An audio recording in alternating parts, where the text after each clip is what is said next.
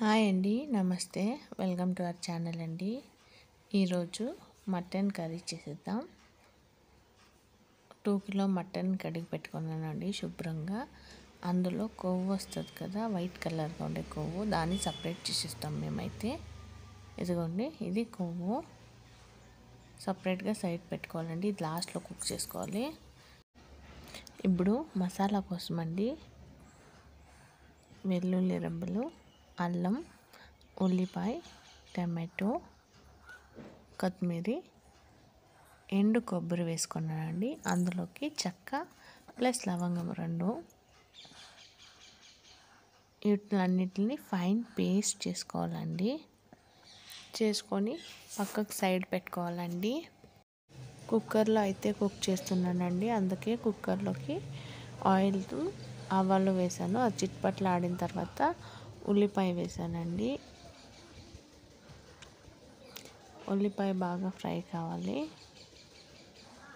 ఉల్లిపాయ కూడా కొద్దిగానే వేసాను. అది ఫ్రై అయిన తర్వాత మటన్ కడుగు పెట్టుకున్న మటన్ వేసానండి. వేసుకుంటూ మిక్స్ చేసుకోవాలి.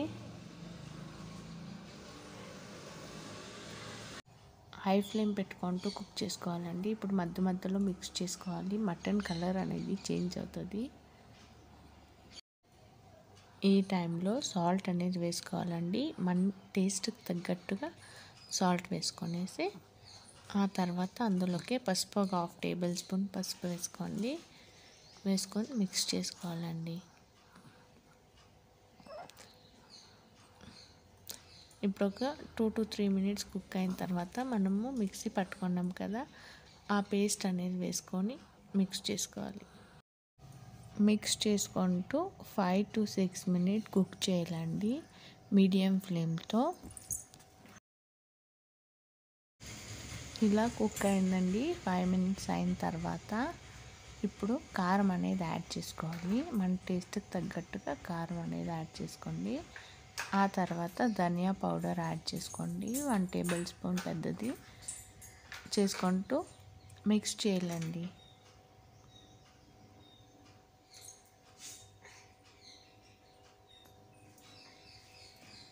ఆ ముక్కలకి అంతా మసాలా పట్టాలి, అంతవరకు మిక్స్ చేసుకోవాలి. ఒక 2 to 3 minutes అండి. కుక్కర్ మూతని క్లోజ్ చేయొద్దు, అలాగే పెట్టి కుక్ చేయండి. నెక్స్ట్ మూత తీసేసి మిక్స్ చేయండి. మిక్స్ చేసేసి ఈ టైంలో టేస్ట్ అనేది చెక్ చేసుకోండి. ఇది సరిపోకపోయినా ఈ టైంలో అడ్జస్ట్ చేసుకుంటూ కుక్కర్ లిడ్ అనేది క్లోజ్ చేయాలండి. 4 to 5 విజిల్స్ పెట్టుకుంటే మన మటన్ కర్రీ అనేది రెడీ అయిపోతుంది. టేస్టీ మటన్ కర్రీ రెసిపీ అండి.